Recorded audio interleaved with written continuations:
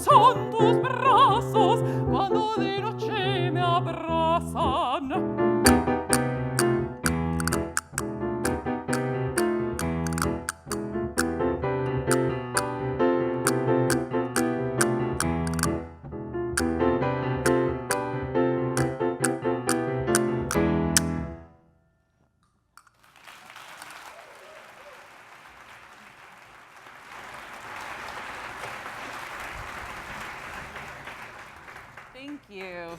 That was a piece by Federico Garcia Lorca, who was a well-known Spanish poet, composer, author, and theater director of the 20th century. He introduced the world to a concept that was considered fundamental in Spain's flamenco and folk traditions, the idea of duende. How many of you have ever heard of duende? Great. Well, in his words, duende is that mysterious power that everyone feels, but no philosopher can explain. Indeed, Nietzsche was fascinated by duende, as was Bizet when he composed the opera Carmen, and many others.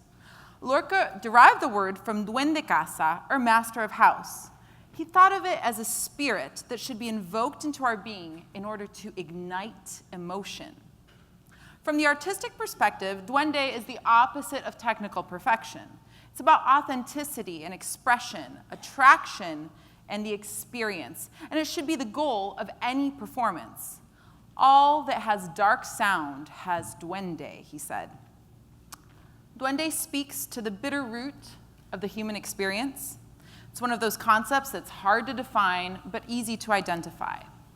The closest English word would be soul. I was fascinated by the concept of duende long before I had ever heard of this word. As a child, I grew up mesmerized by the Spanish gypsy Carmen. There was something about her that absolutely captured my imagination. So it's no wonder Carmen was my favorite game to play. I would dress one brother up as the bullfighter and the other as the bull.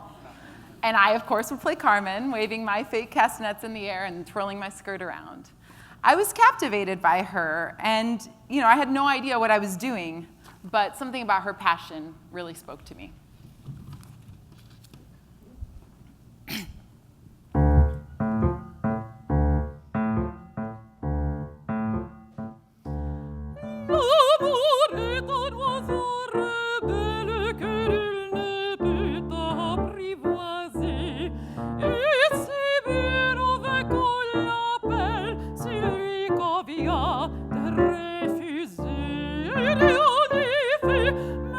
Prière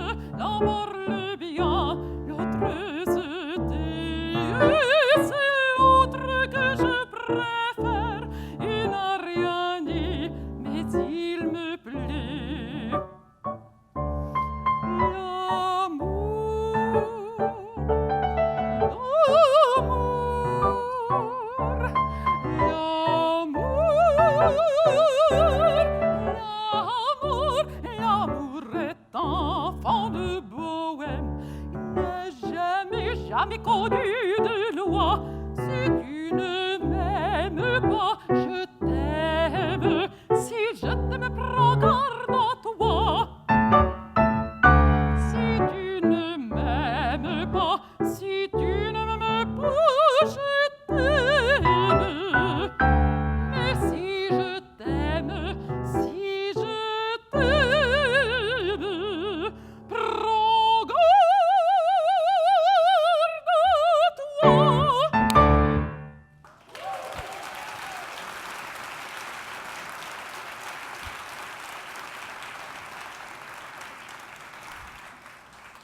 Thank you.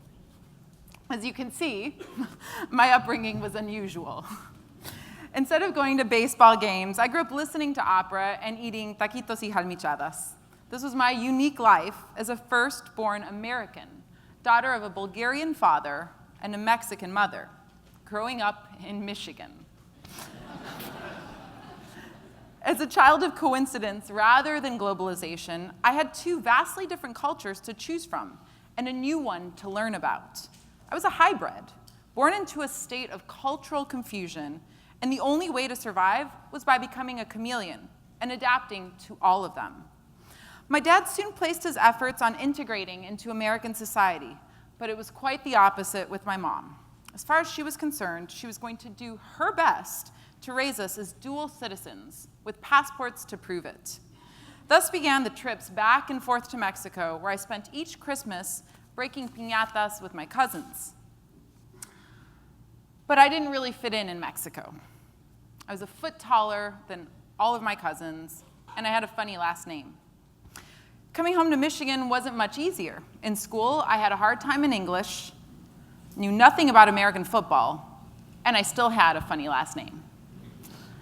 So where was home? Where did I belong? Neither here nor there, and somehow embarrassed by that reality. Like a kid in a cafeteria with nowhere to sit, I desperately wanted to fit in. I wanted to find my place. At home, it wasn't much easier. For one thing, my parents spoke no common language. I know. They were clever in that they taught me their native languages, and it became my job to translate. So, for instance, my mom would say, "Go tell Dad dinner's ready," and I would go down and tell my dad dinner was ready in Bulgarian. So my fascination with communication was really born out of necessity.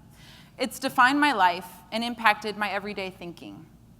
I was constantly translating and was consumed by how we communicate. So I would analyze ways in which I could make this process more efficient and more meaningful. And though I was doing it through language, I was keenly aware that words are just words. Intention is harder to translate, as is emotion. Some things simply couldn't be translated because they just can't be put into words. These are things of the soul, which are best translated through music. When I discovered singing, I was immediately captivated by what a powerful tool this could be. Singing is a beautiful marriage of my two passions, language and music. I knew immediately that I wanted to dedicate my life to this art form. Thank you.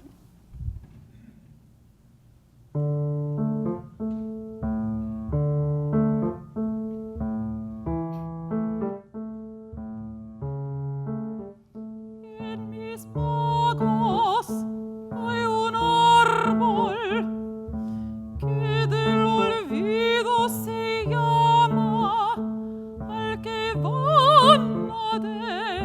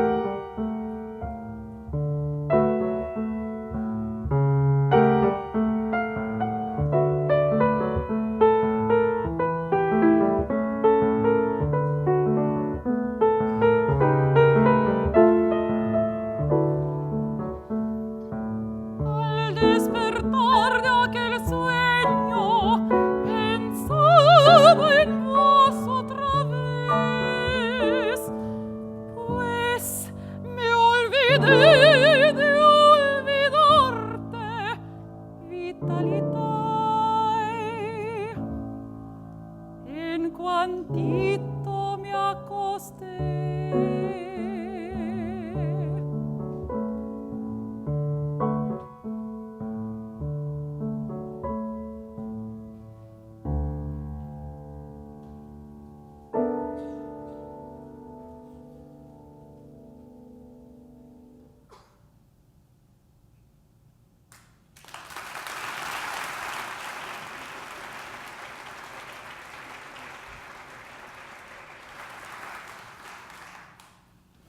But why opera?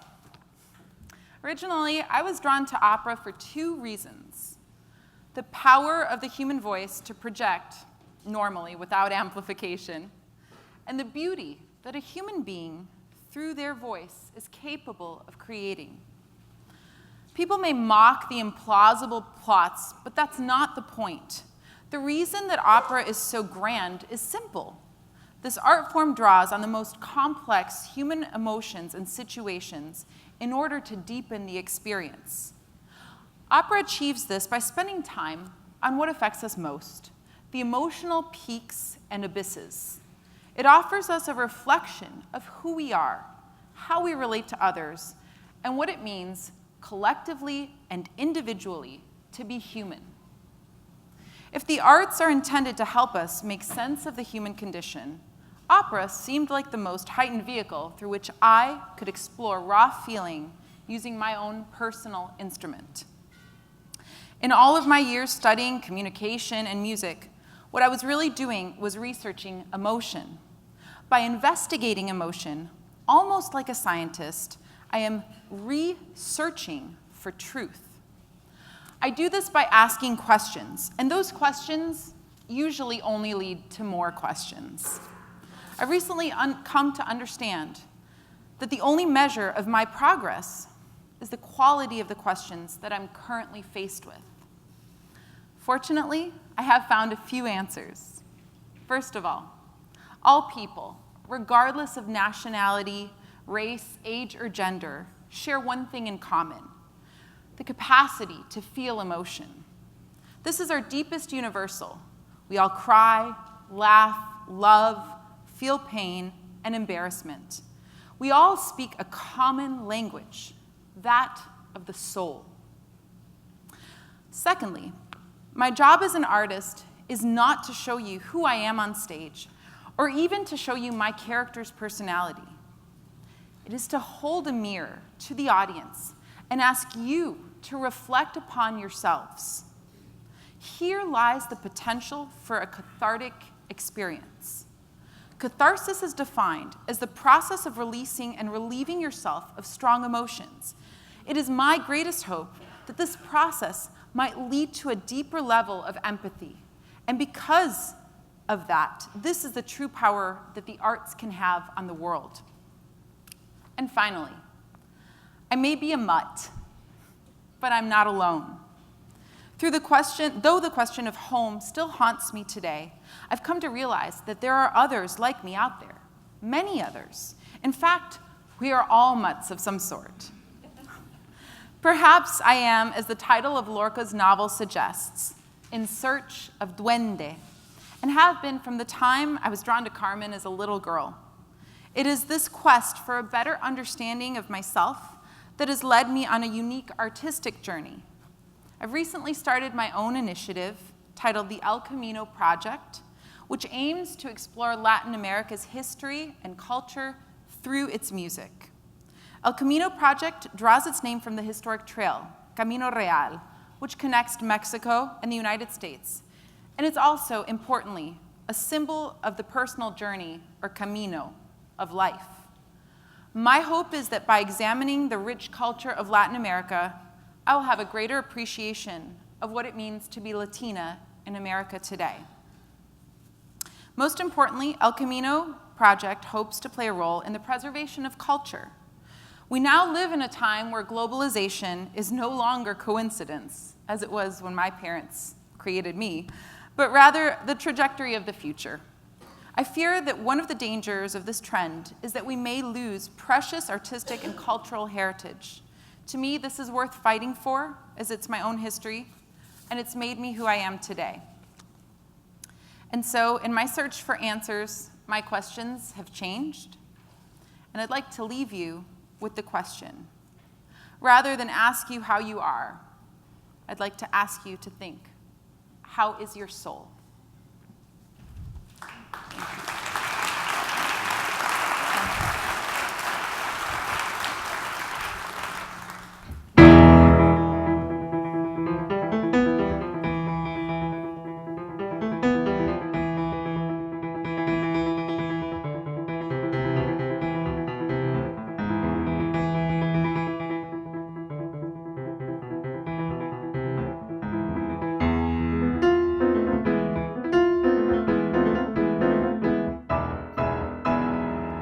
Una vieja voglio e una muchacha